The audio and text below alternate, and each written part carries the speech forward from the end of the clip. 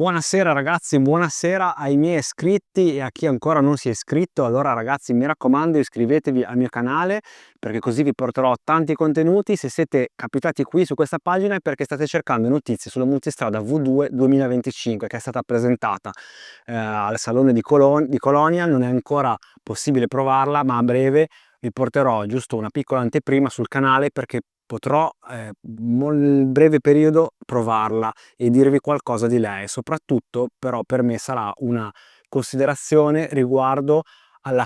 comparazione col multistrada V4 2025 perché 2021 scusate, perché molti di voi sanno che io ce l'ho da appunto dal 2021.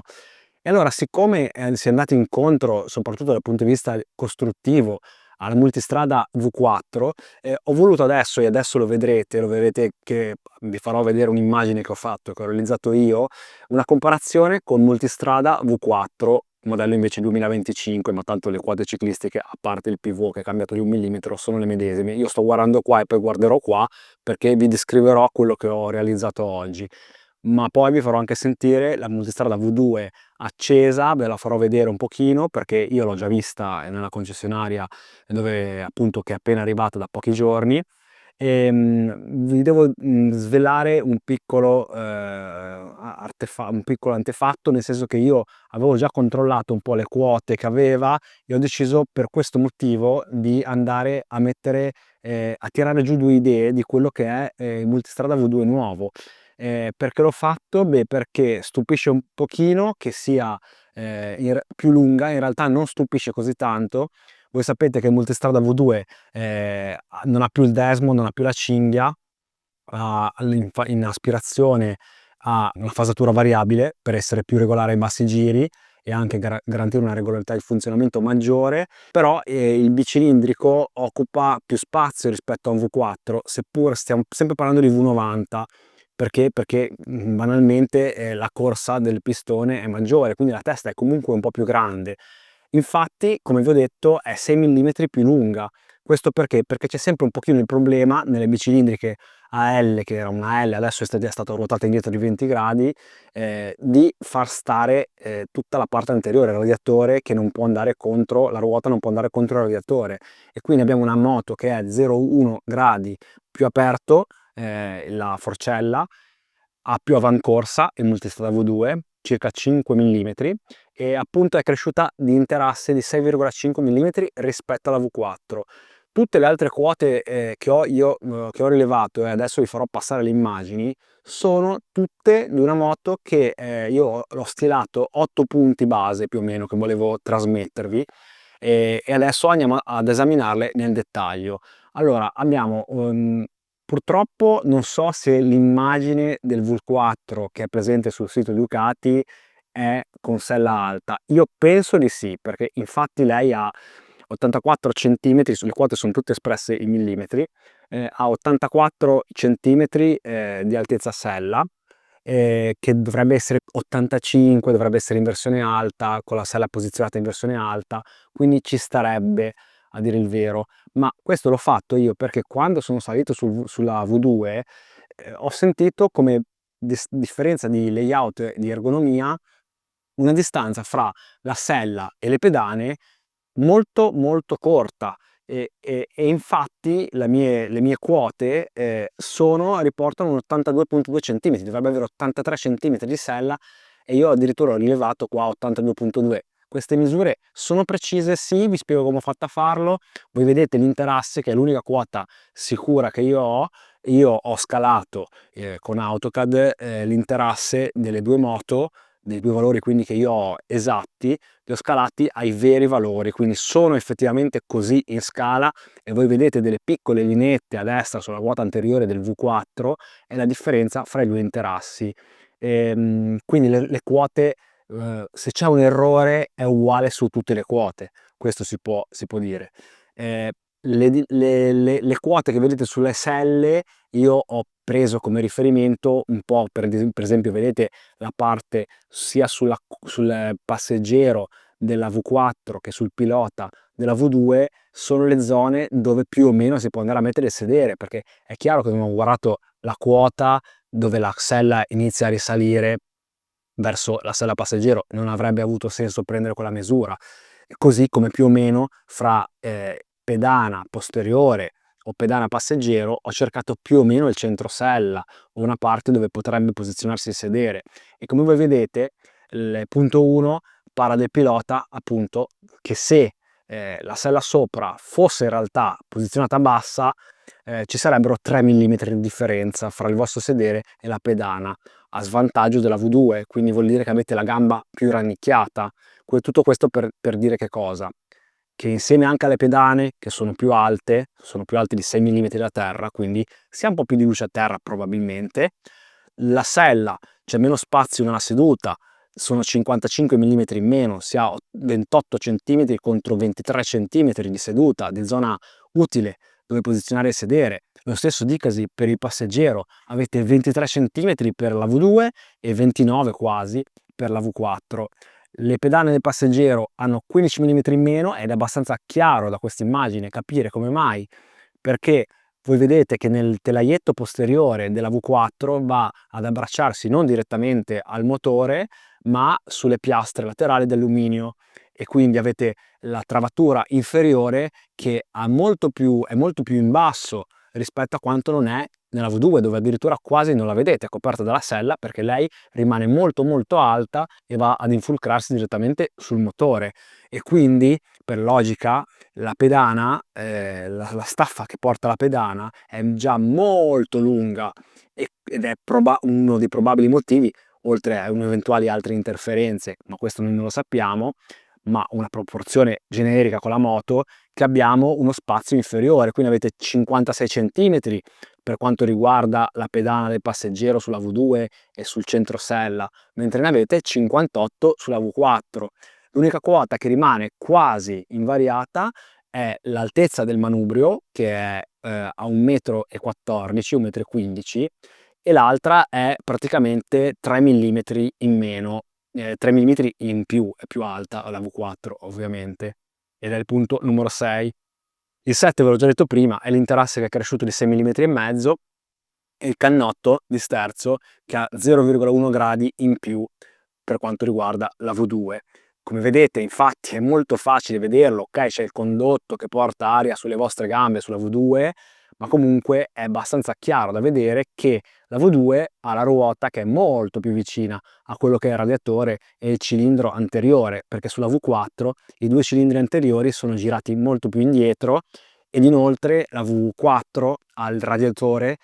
che è lo scambiatore olio, che è molto più piccolo, e poi perché ha nelle pance laterali ha i due radiatori dell'acqua, e quindi è per questo motivo che ha anche molto più spazio libero avanti, ed è questo uno dei motivi che fa sì che la V2 sia in realtà un pochino più lunga. Vedremo soltanto durante la prova, che sarà molto breve, ma ho studiato un itinerario che riuscirà a permettermi di fare alcune curve, e quindi riuscirò a capire, io credo abbastanza bene, quanto cambia fra una V4 e una V2, quanto può essere un downgrade intelligente passare da una V2 a una V4 per chi non fa dei viaggi immensi, perché io ritengo, e ho riflettuto molto in questo periodo, che una V2, soprattutto se avrà una regolarità di funzionamento che io mi aspetto veramente al top, vi preannuncio, ed è uno spoiler di quello che ci sarà fra poco, il sound è molto bello, è carino, un po' soffocato dall'Euro ma neanche troppo, dall'Euro 5 Plus. Il peso è chiaramente tanto inferiore, si sente quando si sale in sella, e anche con una mano sono riuscito a tirarla su dal cavalletto laterale senza alcun problema. Ci sono alcune cose che vedrete nel video che non mi sono piaciute, si vede un cablaggio in una grigliettina a nido d'ape nel dashboard, dietro al dashboard si vede proprio il connettore, si vede, l'ho zoomato, cioè lo si vede nell'immagine, un connettore laterale sul motore, passaggio cavi che evidentemente non sono riusciti a nasconderli come si fa sul V4, un layout in generale del motore molto più bello sul V4, che lascia è molto più poetico secondo me il V4 come estetica, ma vi posso garantire che la V2 dal vivo è molto molto carina, molto proporzionata, è più proporzionata secondo me in foto, dove appare più proporzionata conforme con volumi più gonfi, più omogenei la V4, e invece dal vivo è carina perché il becco non è così grande, ci sta, secondo me ci sta.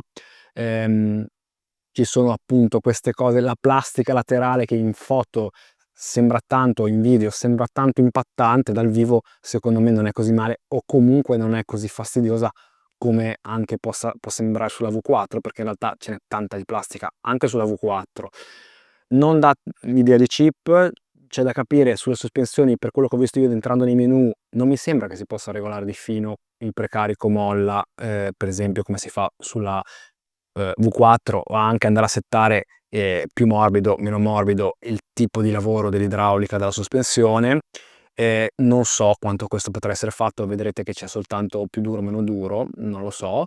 È tutto da scoprire.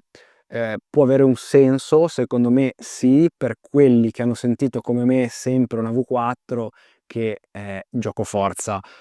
una mezza taglia, se non anche una taglia troppo grossa. Anche il manubrio ve ne accorgete quando fate manovra, si sente che è fuori dal percentile di chi è 1,70, sicuramente chi è 1,80 non ha assolutamente avvertito quello che sto dicendovi io, ma se provate 200.000 moto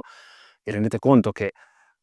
siete, è come una bicicletta, che è un po' troppo rispetto a voi, lo sentite che è un po' troppo. Bisognerà capire appunto se si sente, quanto si sente questa meno rotondità,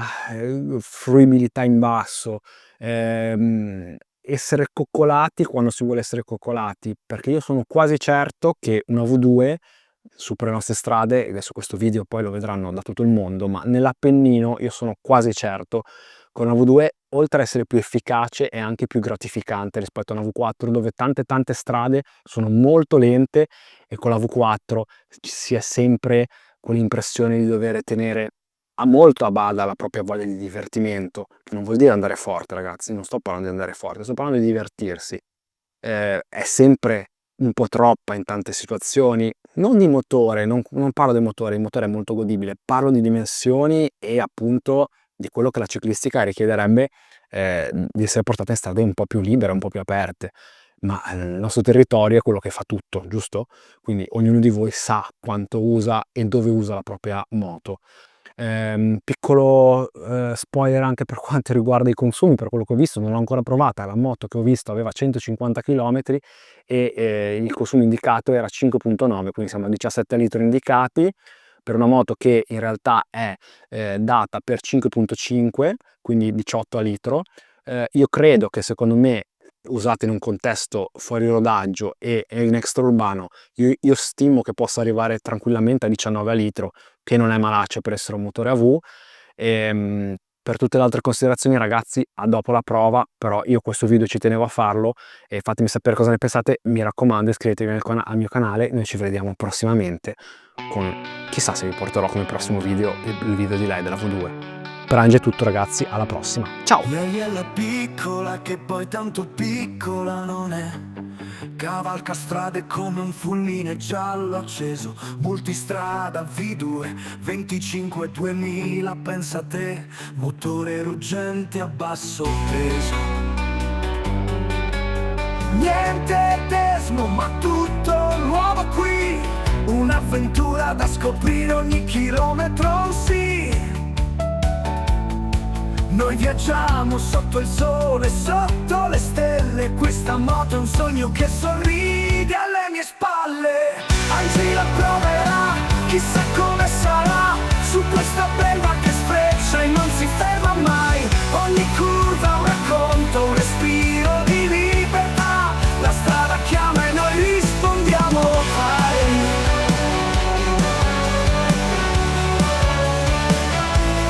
Come che mordono l'asfalto come una danza,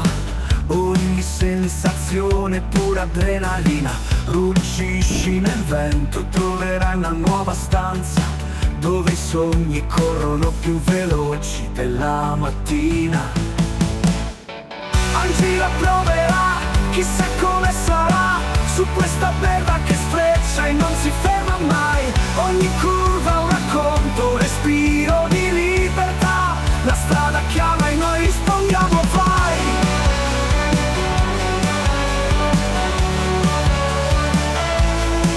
Come che